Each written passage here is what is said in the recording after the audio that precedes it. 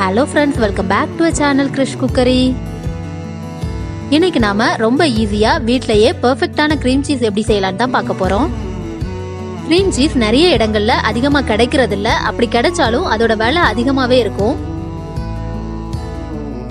இந்த cream cheese செய்யறதுக்கு தேவையான இன்கிரீடியன்ட்ஸும் கம்மி தான். இப்போ வாங்க வீட்லயே எப்படி ஈஸியா ப்ரிப்பேர் பண்ணலாம்னு வீடியோக்குள்ள போய் தெரிஞ்சுக்கலாம். ஃபர்ஸ்ட் ஸ்டவ்ல ஒரு பேன் வச்சுட்டு அதுல 1 லிட்டர் பால் சேர்த்துக்கலாம்.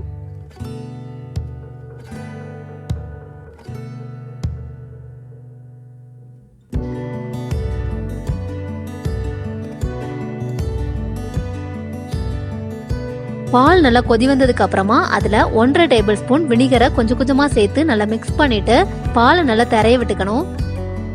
உங்ககிட்ட வினிகர் இல்லைன்னா அதுக்கு பதிலா எலுமிச்சைச்சாறு சேர்த்துட்டு நல்லா திரைய வச்சுக்கோங்க.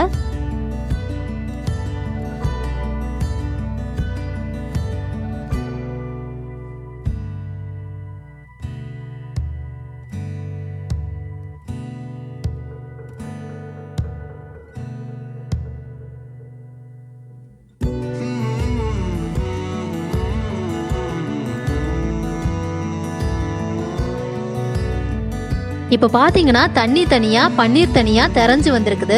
இந்த ஸ்டேஜ்ல ஸ்டவ் ஆஃப் பண்ணிடலாம்.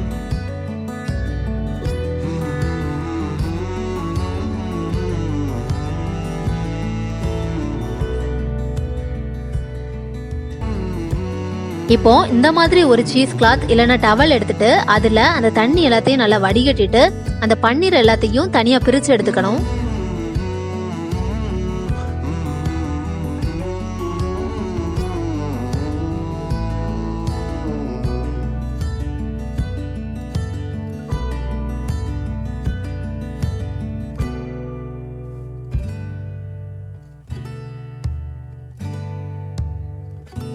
தண்ணி எல்லாத்தையும் இந்த மாதிரி நல்லா பிழிஞ்சு எடுத்துக்கணும்.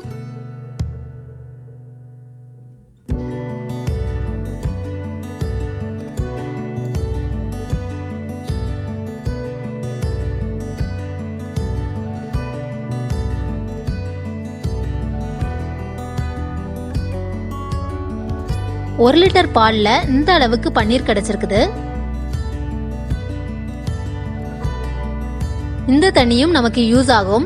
பிரெட், சப்பாத்தி, அப்புறம் பீஸா மாவெல்லாம் ப்ரிப்பேர் பண்ணும்போது இந்த தண்ணியை ஊத்தி பசஞ்சுக்கலாம்.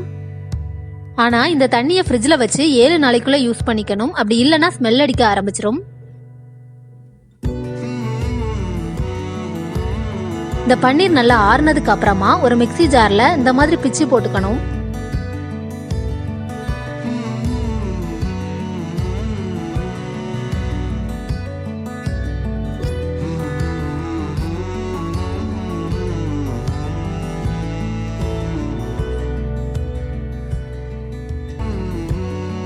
இது கூட 1/4 டீஸ்பூன் உப்பு, கொஞ்சமா இந்த தண்ணியும் ஊத்தி நல்லா அரைச்சு எடுத்துக்கலாம். இந்த மாதிரி நல்லா ஸ்மூத்தா அரைச்சு எடுத்துக்கணும்.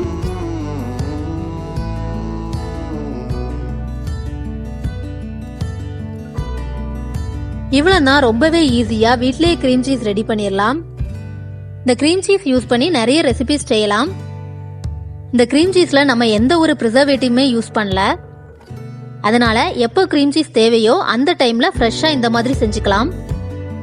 மேக்ஸிமம் இதை 1 வீக் வரைக்கும் ஃப்ரிட்ஜ்ல ஸ்டோர் பண்ணி ரெசிபிஸ் செய்யலாம்.